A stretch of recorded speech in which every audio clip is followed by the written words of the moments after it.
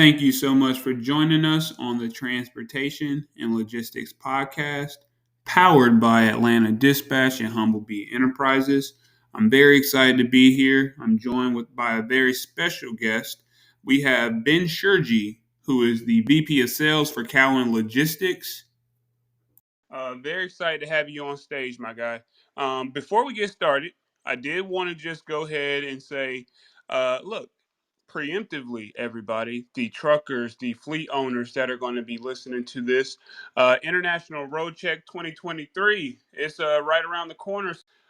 This year's International Road Check is going to be May 16th through the 18th, and there is going to be an emphasis on the anti-lock braking system and cargo securement. It's a common thing for motor carriers to just sit out of work during the international road check, and it's saying, why don't you? We just got to get better. Just get better. And me bringing this up to you now is so that you can go ahead and get that looked at, so that when they are looking for those things in May, you will not get put out of service. So this is just a preemptive message. We're going to have a whole session on this in at the beginning of May, but this is something for you to go ahead and start looking into a couple months in advance. Additionally, we have the Dispatcher's Guide to the Galaxy. That is the book that I published last year that gives you all the rundown if you are interested in becoming a dispatcher. Establishing an independent dispatch agency. It also includes all the guidelines that the FMCSA released in November of 2022, so that when you do start, you are doing it in accordance with the guidelines that our governing body has declared. And lastly, this is something that we've been working towards. I want to keep mentioning it because I like where it's going. Over the past 2 years, we've been partnering up every single Monday with Freightwave Sonar team. And it's been a great thing to be able to provide market analytics to our carrier base that listens in on the Transportation and Logistics Clubhouse. As of this month, so earlier in March, we welcomed our very first brokerage to join us on stage during those sessions, and it's been really really nice to not only provide the market analytics but also the freight source where our motor carriers can go directly to get high volume, very consistent loads. I would say continue to tune in. It's been something that's been evolving, and I'm really loving where it's going. So without further ado, I did want to say, hey, Ben, I appreciate you for joining. How are you feeling today? Oh, doing good. Thanks for having me. I'm excited. Man, I gotta check out the Dispatcher's Guide to the Galaxy. That sounds good. That's a must read. I appreciate that. I'm not going to lie to you. A lot of time and energy went into it, but it didn't start out as something that I was doing for others. It was something material for when I was hiring. But it just developed as being in this position. I'm definitely in a spot where I uh, answer a lot of questions about dispatching. So it was something that I felt like the public could utilize as well. So yeah, I appreciate that, man. It's doing all right. Some decent reviews on Apple Books. So yeah, I'm just very appreciative, and you're the guy though. You're the guy who we should be getting some advice from.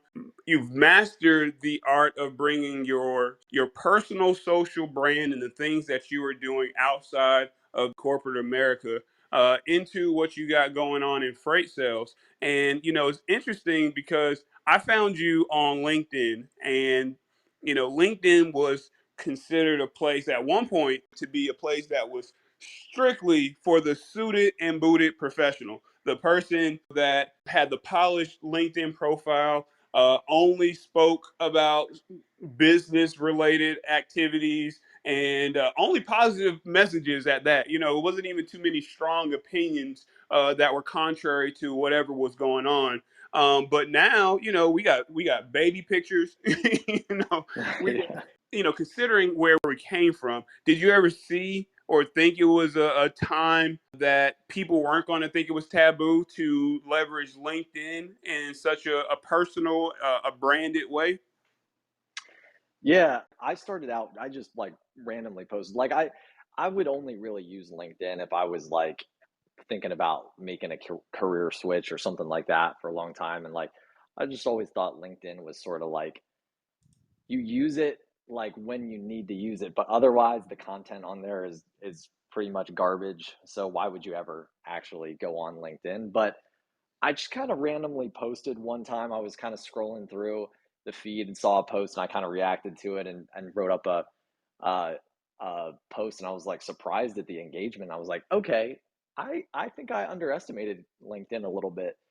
And what I kind of found was like there's a lot of potential on there because you've got so many eyes there of decision makers, of people that you really want to connect with. So if you can stand out, which at the time when I started posting wasn't too hard because like you're saying, it was just all kind of like there wasn't a lot of content on there. Now more and more, there's been a lot more people being active and actually putting some creative thought into their posts and their content. So it's gotten a little bit more competitive, I'd say. But yeah, it's actually, I think it's a underestimated platform on the business side, especially in logistics.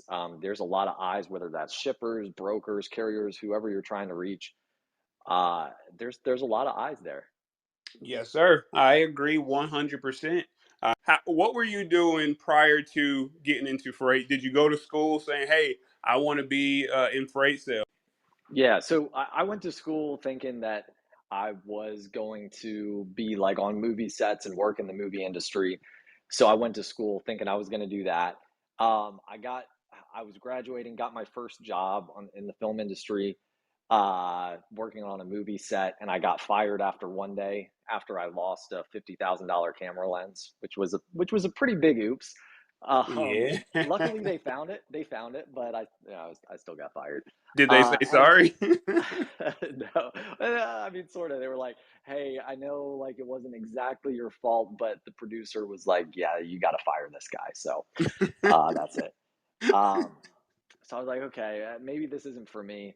And I kind of stumbled into logistics, and real, kind of early on was like, okay, this is pretty cool. This is like it was kind of uncovering an industry I had no clue existed, or had no idea how big it was, which I feel like is the case for most people. Get into it, and they're like, oh my God, like there's so much opportunity in this industry. There's so much going on in this industry. I didn't know how complex it was, how much opportunity there is. So I've been in it ever since 2013. So started out entry level sales at a brokerage, asset based brokerage, Cowan, and have kind of worked my way up since there, and had some different opportunities. So now I lead our sales team uh, at Cowan, but definitely taken some different detours and things along the way. I had a pit stop at a company called Trucker Tools, which does the is one of the tracking, you know, uh, tech Yeah, companies. yeah. We've actually interviewed Carrie Jablonski. Okay, yeah, Yeah. yeah, sure. Okay, yeah. So you know about them. So yeah, so I was there for about a month. It didn't work out. It was right before COVID. Wasn't a right fit, and I actually went back to Cowan. So I've kind of taken some twists and turns, and then yeah, I started to kind of get active on LinkedIn, social media stuff. I guess it was sometime last year. Started playing around with it. Whoa, whoa, whoa. You're saying that you've only been doing this for 1 year?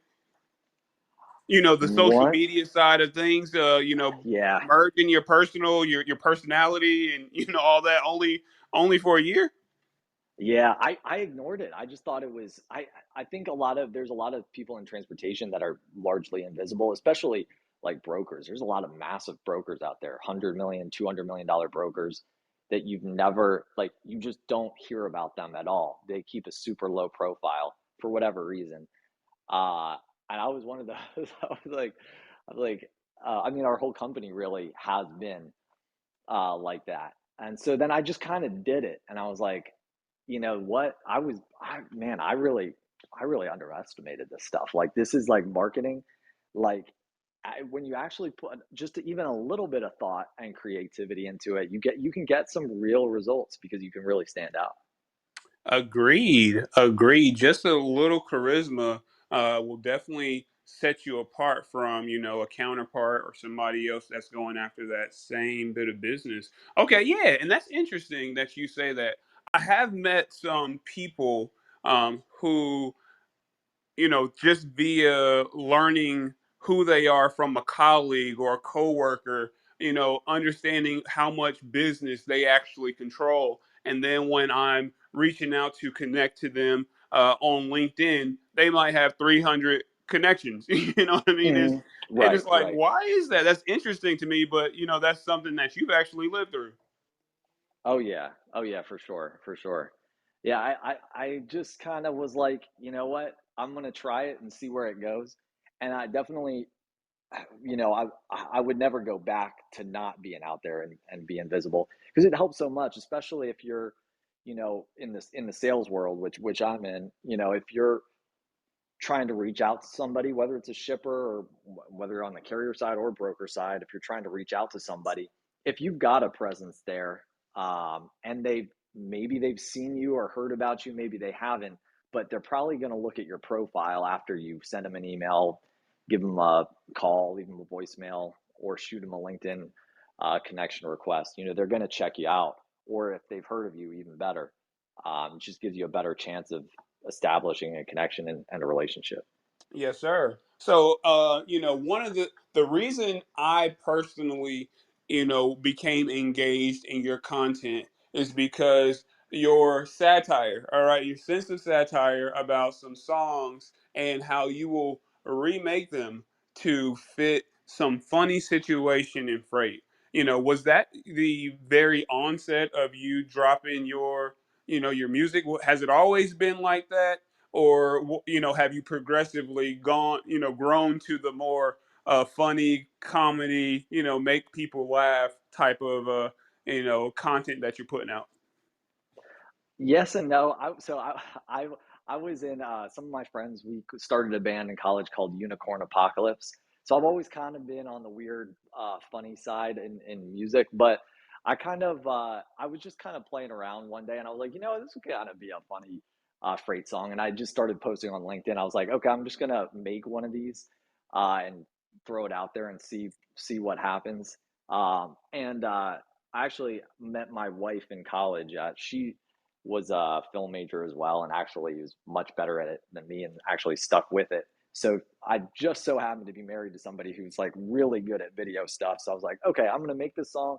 Let's produce a weird music video, throw it out there, see if people think it's like see what people think, because like especially you post something like that on LinkedIn, like it's just so like not what is posted there. So I was like, this could go one of two directions, but let's just see what happens.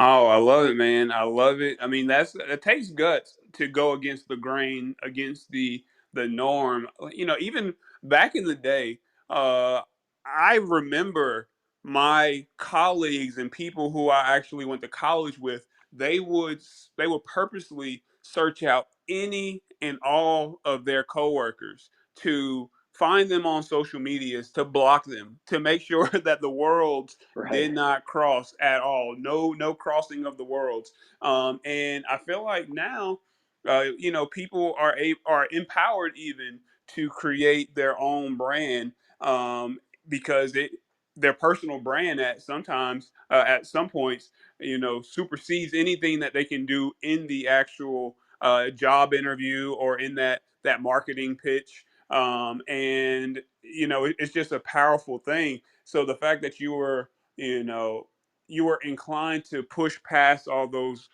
norms or the social norms of that time to actually post that stuff. I'm very appreciative because I get a lot of joy out of it. um, what has been the video or the song that you feel like has given you the most engagement?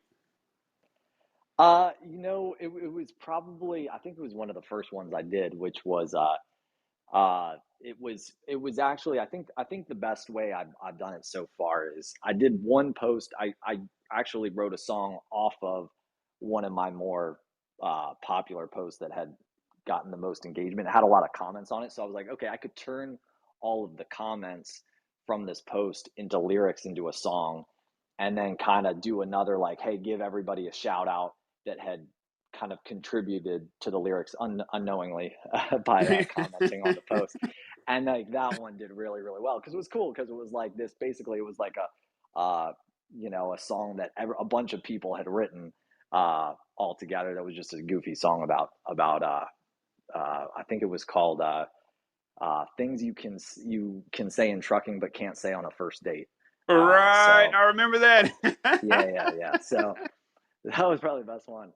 But yeah, I mean, you're right. What you're saying about personal branding, like, I mean, people like being being sold to by a person way more than like a company, or they like buying from a person way more than a company. So like a company brand is kind of important, but what I just think a personal brand is like 10 times more important, and you get 10 times the reach that a company page or a company post or a company blog gets. Like, your actual telling your story and telling who you are is what people respond to. It doesn't really matter, what part of the industry you're in. I mean, it's people like people like stories.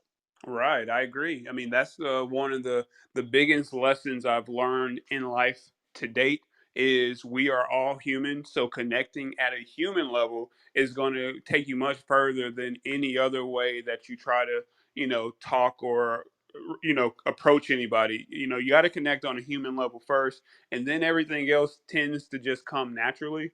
So yeah, that's definitely something. Do you feel like there are companies out there, not to go on the negative side of thing, but that's a lot of power to have personal branding, especially when you're representing a company.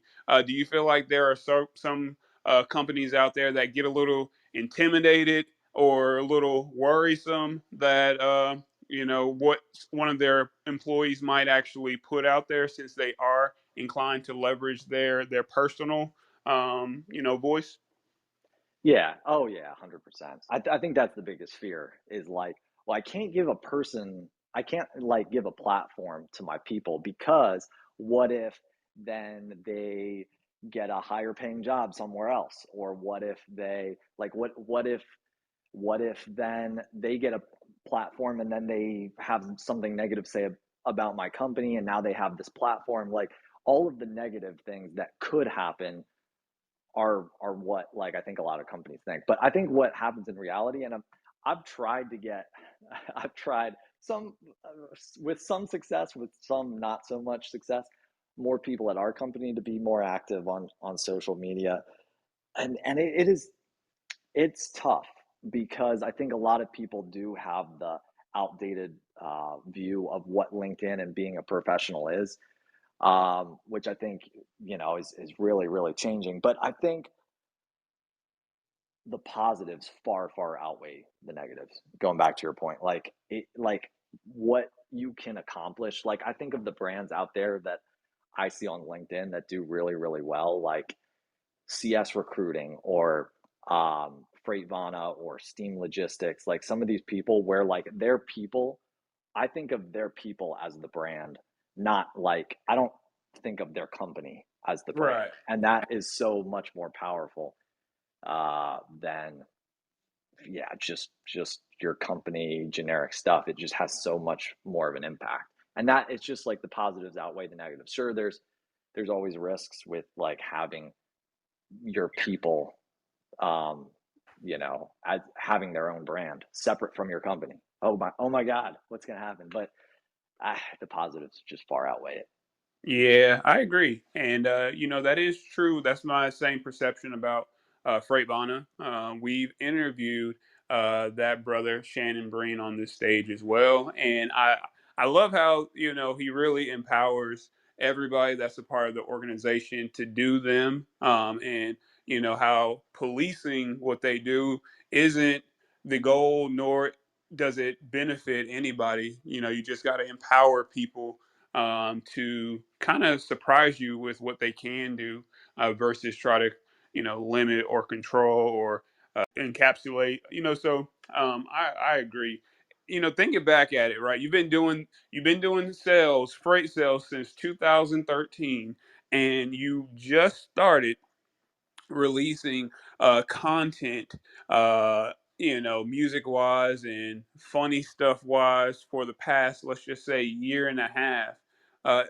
What's the biggest takeaway that you've gotten from utilizing more of your personality, and how would you have done anything differently back in the day, 2013, 14, 15, if you knew that you could use your personality back then as well? Yeah. Um, I would say one thing is I think back then I was just too scared and I wasn't comfortable enough in my own skin to do that. Like it kind of took me just being like, you know what, whatever, I don't care. Yeah. Like I'm just gonna do it. I'm just gonna do it. And that's the thing, you just kind of have to jump in and do it. Now, like I probably went the more extreme route, just kind of being crazy and doing some weird music videos and stuff like that, and that kind of content. You don't necessarily have to go that route. But I would say the main thing is just like I would have, if I could tell myself anything back then, I'd be like, start today, like start tomorrow. Yeah. Yeah. Don't wait, don't wait, because it just yeah, it just once you're in the game, you kind of know like okay, like the content the content wheel, like you got to keep feeding that machine, and you gotta get going. So the earlier you start, the better. Right, man. You mentioned a lot of powerful things right there.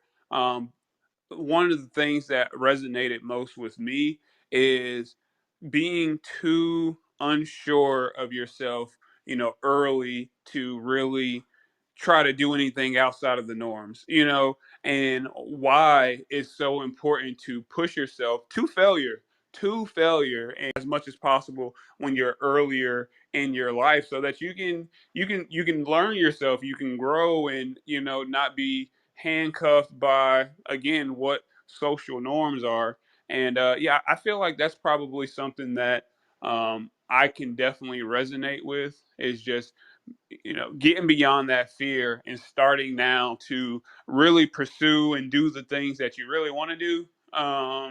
And if you're able to do that, you know what I mean, you'll get to that place a lot earlier. I mean, you just hear about all these people who have to kind of start over in their midlife, and it's just like all this time that they could have been doing those things in the first place had they not been so afraid. So I appreciate you mentioning that.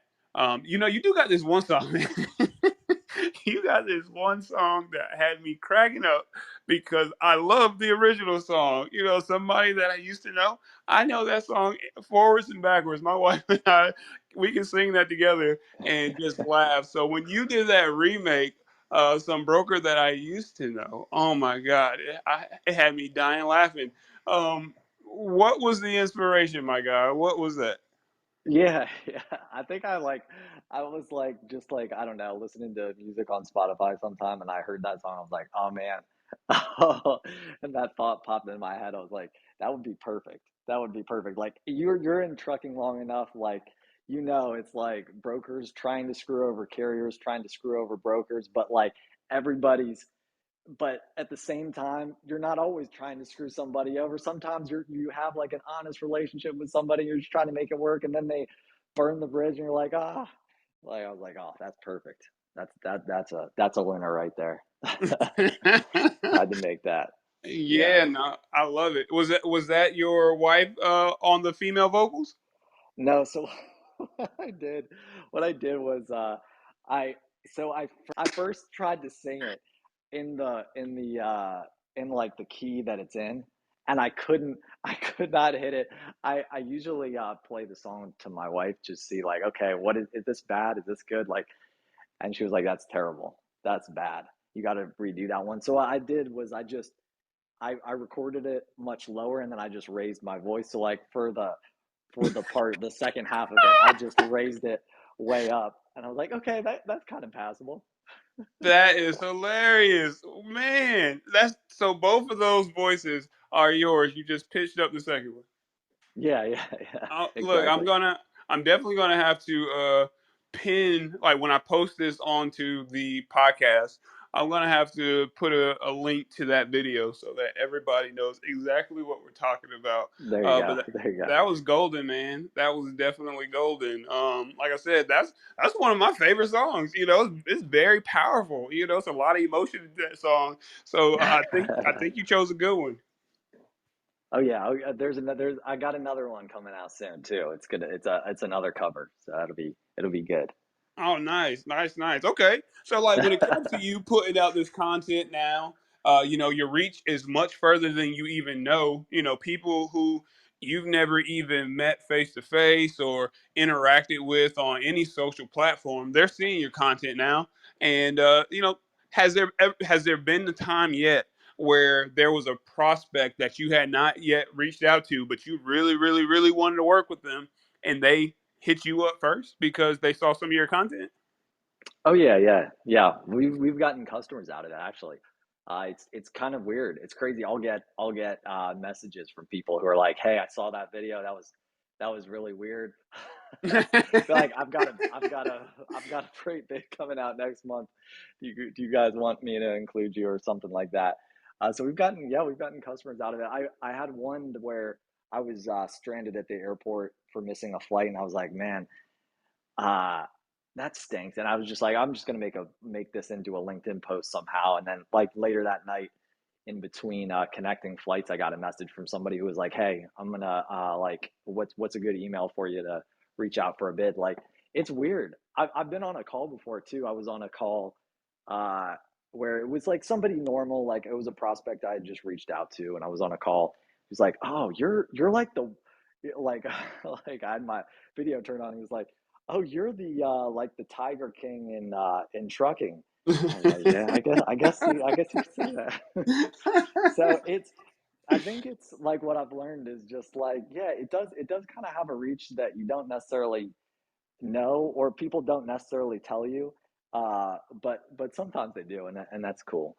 Um, and yeah, it just helps people to remember you. Like, I'm sure, like when if I send an email and they've seen my content or something like that, at least they know they'll remember me, good or bad. Like they're not going to forget about me, which is good. Right, when that right. when they've got 20 different brokers calling them every day, right? You definitely are taking up market share of somebody who's creative and willing to make somebody laugh. So I don't think that that's easily duplicable, replicable. Those things, that's you're just one of one when it comes to that. So it seems like your ability to do that helps you a lot with the warming and even the closing. Sometimes the entire process, the whole entire sales process, is already taken care of, just because you are able to harness your gift in this way. So that's pretty dope, brother. Yeah, yeah. It's you get that. It's like an extra touch point that you get without having to bug somebody, right? Like if you're gonna call them, email them, look at their LinkedIn profile, send them a LinkedIn connection. And then you've also got content, whether they're viewing your profile or it just happens to pop up in their feed. They're like, man, I can't get rid of this guy. Like, okay, fine, yeah, I'll talk to you. Like, so it's just like another way of hitting somebody, and within a different approach with showing your personality and that you're a human and not just some robotic broker who wants your freight. It's Right, it's right. another touch point. You are, of course, like I said, one of one. People aren't really making satire type of videos that remake songs to make funny, freight references and all that kind of good stuff. Do you have any tips and tricks that maybe you share to some of your the folks that report up to you that aren't creating music, how they can actually reference, or excuse me, leverage their personal brand? Yeah, for sure. I think my favorite content that I see, and it's way better than my weird, goofy stuff, and it does better too. It gets better engagement long term. Is is just telling your story and being really honest. Like if I was going to start a business tomorrow, if I lost my job, I would document and post every single struggle, every single part of it. Because people love seeing like something that's just really honest and a story, like seeing that narrative go along that feels really real and feels really honest.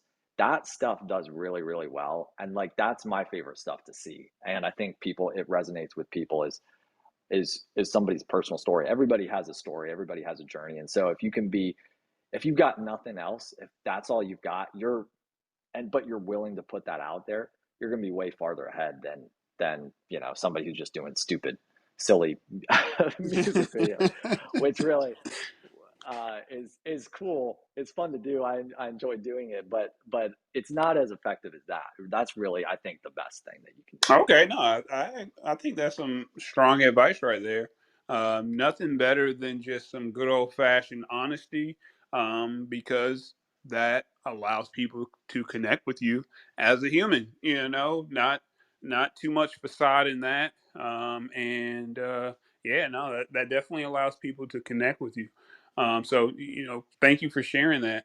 Um, in addition to the fact that you create the content, I'm staying on the LinkedIn side of things just because a lot of professionals, excuse me, a lot of trucking transportation folks, they aren't necessarily understanding that you can get a lot of business from LinkedIn.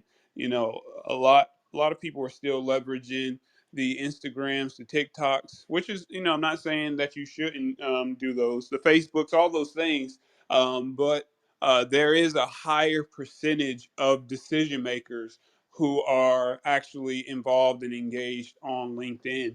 So with that, with you guys, with you particularly being in sales, do you feel like there's any value into like investing into a premium account with LinkedIn, like a sales corridor or any of that kind of stuff? I have a LinkedIn premium myself. I think it's like $30 a month, I want to say.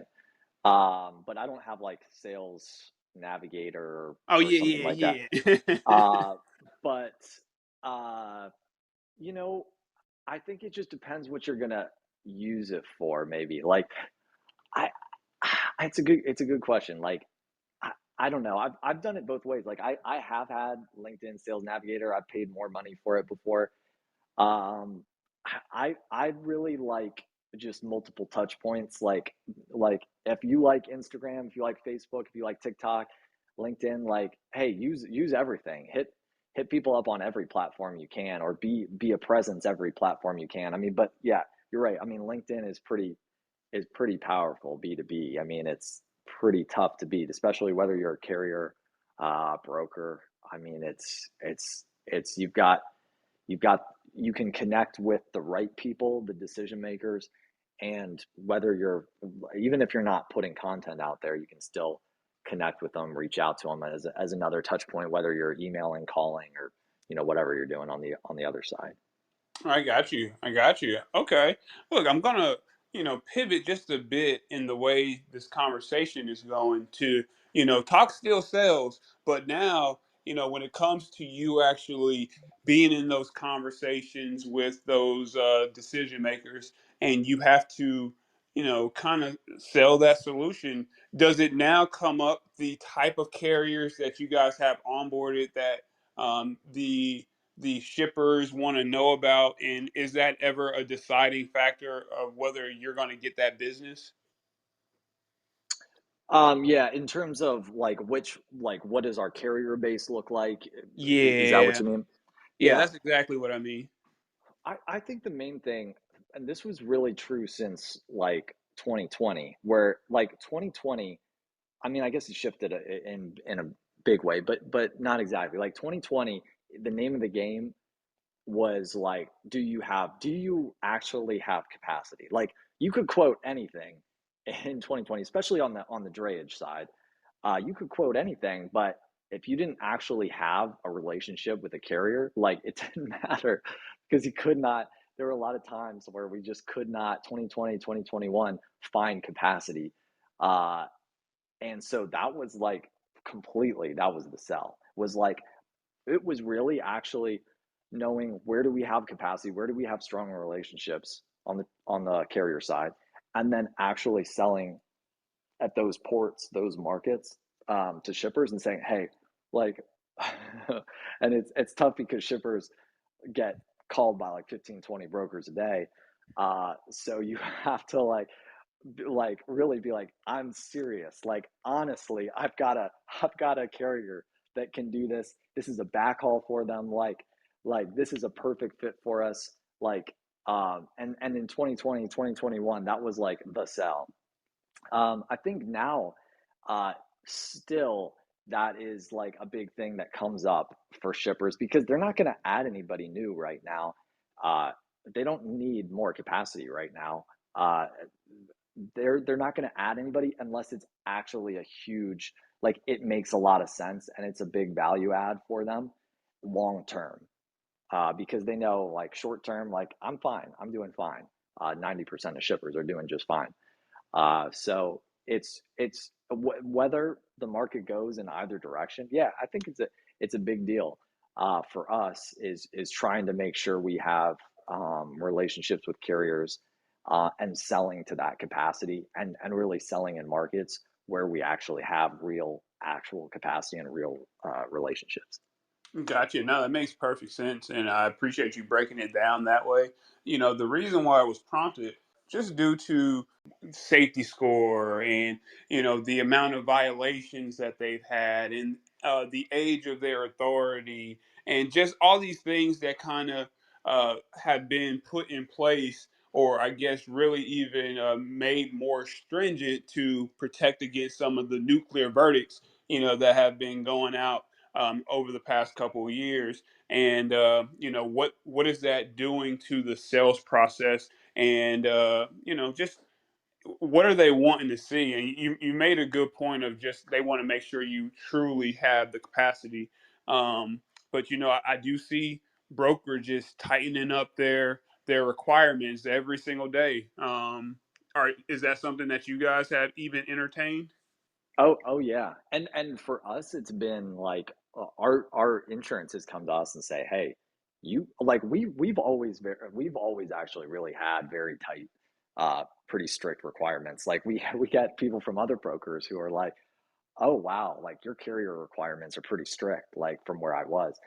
And then in I don't know when it was around probably when there was some crazy nuclear verdict out there, and our insurance company came to us and said, like, hey, like we need to take another look at your carrier requirements, safety requirements, like, and our standards got even stricter, and it was tough because we had to talk to a lot of carriers we had really good relationships with, like, hey, like, here's where we need your scores to be. Like, I get it, like, I know it's tough. Like, I mean, we know firsthand because we've got Cowan Systems is one of our is our parent company, and that we have 600 asset trucks at the ports, and it's tough to get those scores in line sometimes, especially on the drayage side. Um, and yeah, I mean, it's for us, it's been really our insurance and trying to make sure we're in line with what they need, uh, protect ourselves. Another big thing with shippers has been on the contract side too, because a lot of times I think in the past, brokers would just sign whatever contract. And we've seen this on the carrier side too. Carriers have pushed back on our carrier contract we send them, and we'll make a lot of red lines that we didn't used to ever see. And like, I think that's pushback probably from their insurance companies, I would guess as well. Or, if they've been involved in, had some kind of experience, some kind of case on their end. But, we have to be very careful, what exactly what language are in contracts. And, it's not like it was in the past where brokers are just signing whatever contract the shipper puts in front of them. Pretty much every shipper I talk to is like, I'm going to send you a contract. I know you're going to redline it. Just send it back to me. We'll try to work something out. Like, it's everybody's trying to protect themselves, and you have to. Yeah, you definitely have to protect yourself. That's actually the first order of business when you are in business. And I never feel any way when I, as a dispatch company owner, am calling up a broker and they're saying something about their requirements are a little bit more stringent or stricter than somebody else's. That I completely understand. It is up to your, I mean, it's your discretion. And like you said, a lot of times it's really predicated on the brokerage's insurance company as to why it's so stringent. So I completely understand about protecting the business first. And, so it's just interesting navigating, especially in such a soft market. And I'm a carrier guy first. I definitely understand that brokerages. You definitely got to have brokerages because they have so many relationships with shippers, and they are the ones that are helping facilitate all this freight being moved and transported. But look, are you also a member of the TIA? Is that something that are you going to those conferences? Are you up to date with some of the things that they got going on? I tell you what, I we have some people who do from Cowan Logistics that go to the conferences or do the conference circuit. I never have. I just, I go to those or maybe I've been to one before, uh, but it just seems like those conferences, like you get like on the broker side, you get one shipper is swarmed by like 1,000 brokers, and it's just like, I mean, I'd rather take my chances calling, emailing, and trying to bang her down the door that way, or going in person when they don't have 50,000 people around them. Good point. Uh, but yeah, I've just not really. I've never been a conference circuit person up to this point, but that could change. I could be like that could be like social media where I'm like a year from now, I'm like, man, I should have started going to conferences like 10 years ago. Like I don't really know what I don't know. So No, I hear you, man. That's interesting though. Especially look, because I didn't know this before, we were having this conversation, but you do a lot of drayage sales. I wouldn't have known that. yeah, yeah, we didn't until 2020, and all of our customers were like, "Hey, we need drayage, we need drayage." So then all of a sudden, yeah, we've been just trying to build those carrier relationships. I've really formed. Actually, I tell you what, I've formed more carrier relationships on the drayage side through my LinkedIn content uh, than shippers probably. I mean, I get drayage carriers almost like weekly in different markets that shoot me a message. It's been awesome. I mean, we some of our best trade carriers. We have one of our best trade carriers. We've gotten from LinkedIn. It's crazy. I would have never guessed that there were as many drayage carriers active on LinkedIn. Like I just never knew that Yeah. before this year. Oh, I can imagine, man. Drayage is definitely a game where you have to have the relationships.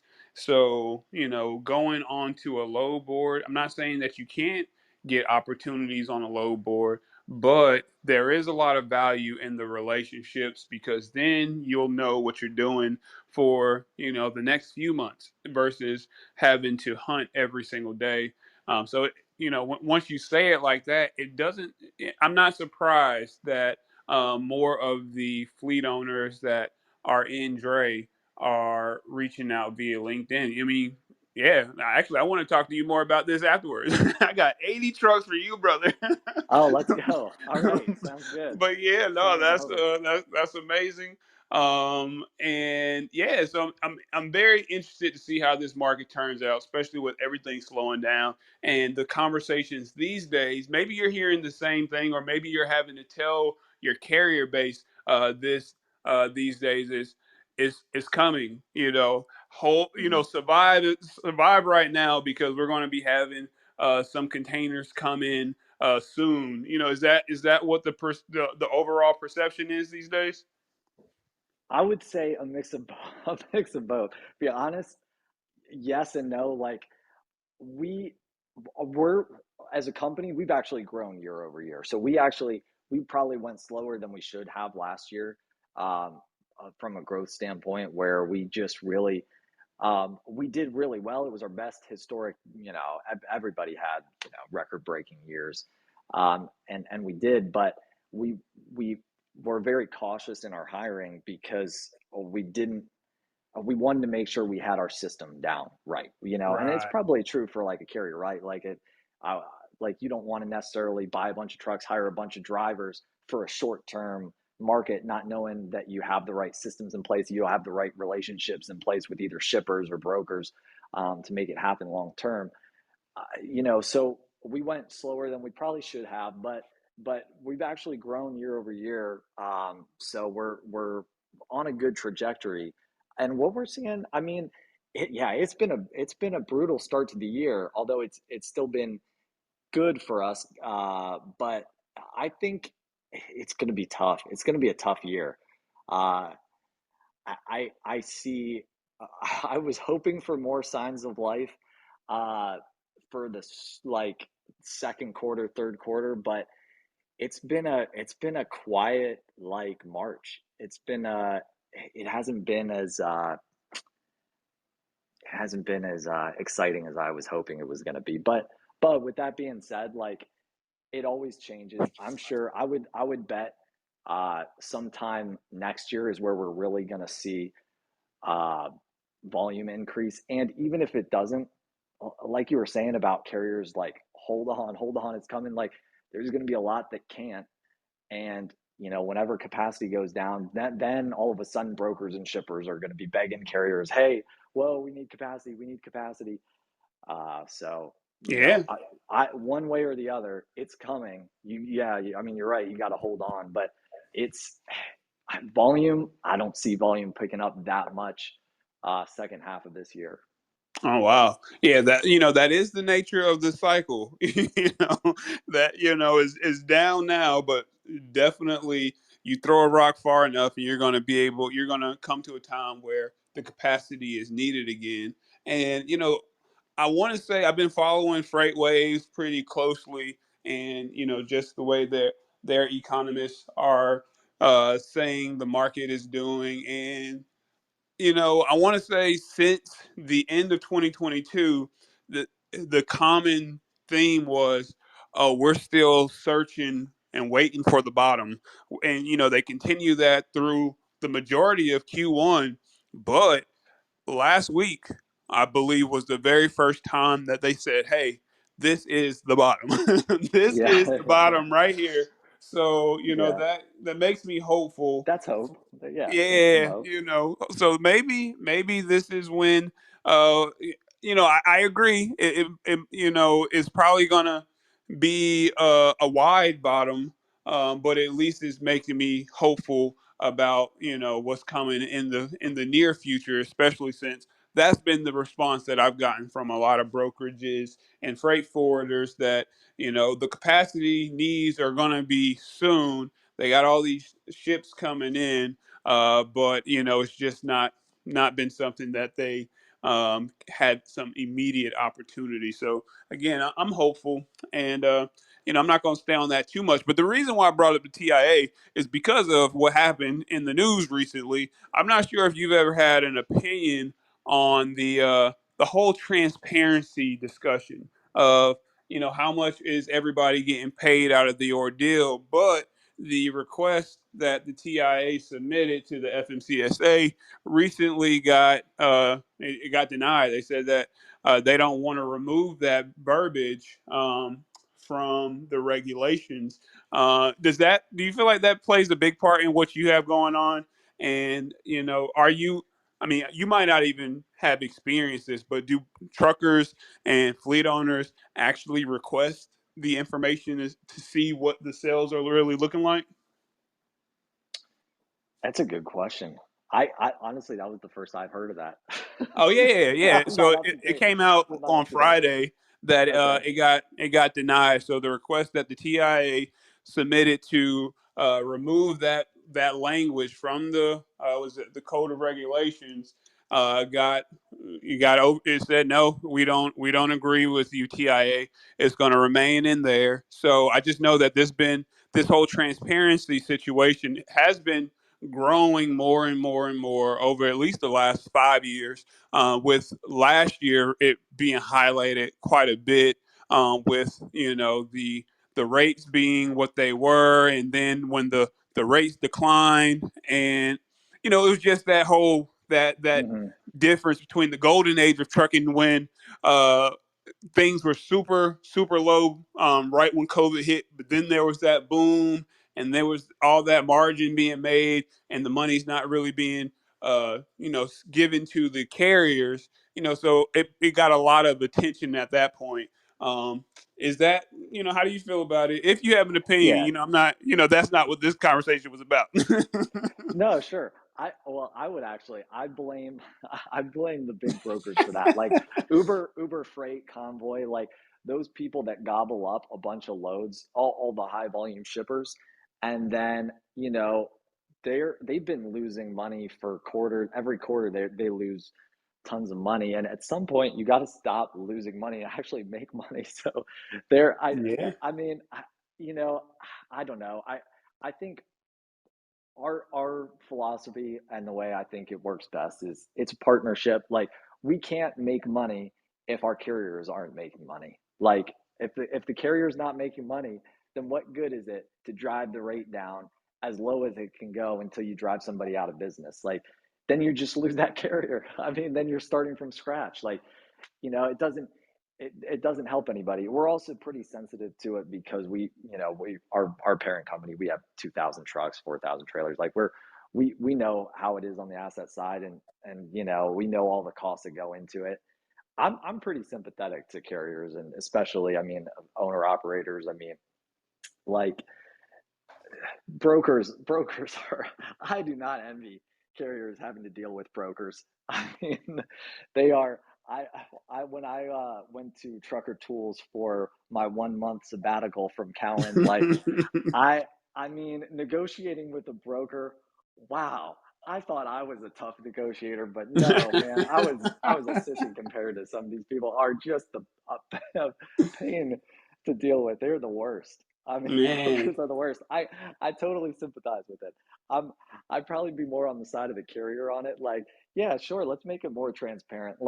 I mean, sure, and that would be good for, honestly, selfishly, it would be good for people like us that I think we probably, well, I don't know, like some brokers would say we probably overpay on some of our stuff. Like, we're not, we're, our selling point to our shippers is service. So that means the carriers that we select aren't necessarily the cheapest, but they're the right carriers uh, that are going to do a good job. And you can't have both. You can't have great service and the lowest possible rate.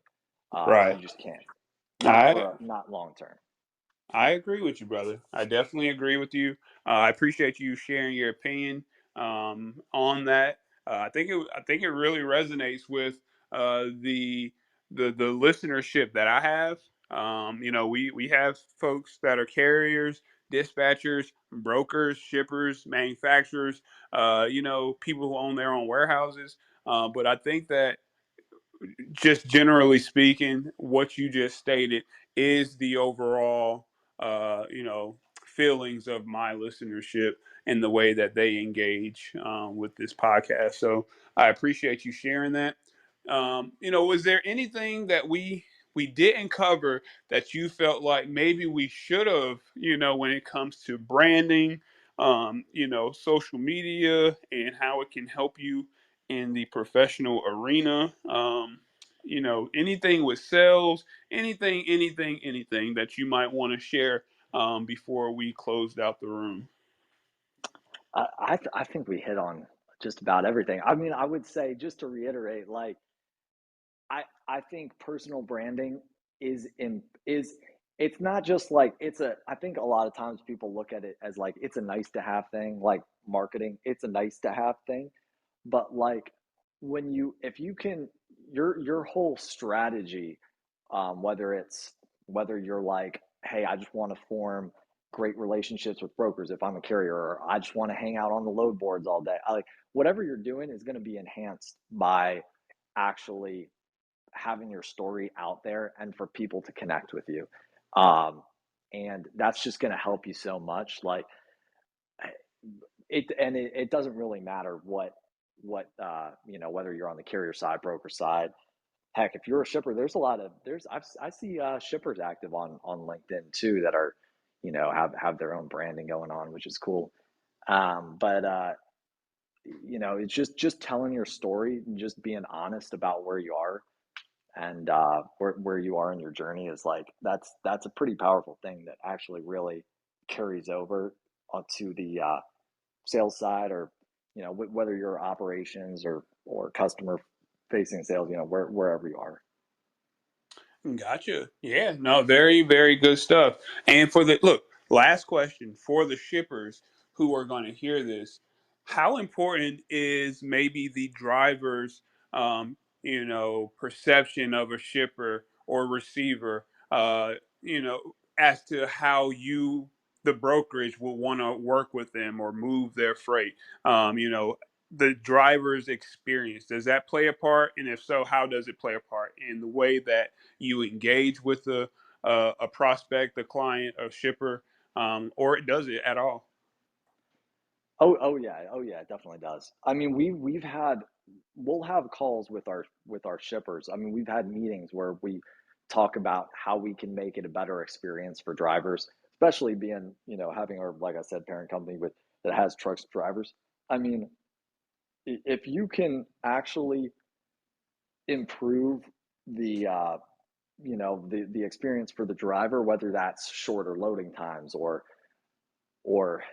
actually having a better break room area that the driver can be at, like, or even having access at all, that really can improve capacity, drivers wanting to take that freight. Like it's a big deal. It might not be a big deal in this market, but I guarantee you when we hit the next 2020 2021 market, like it's going to come back around.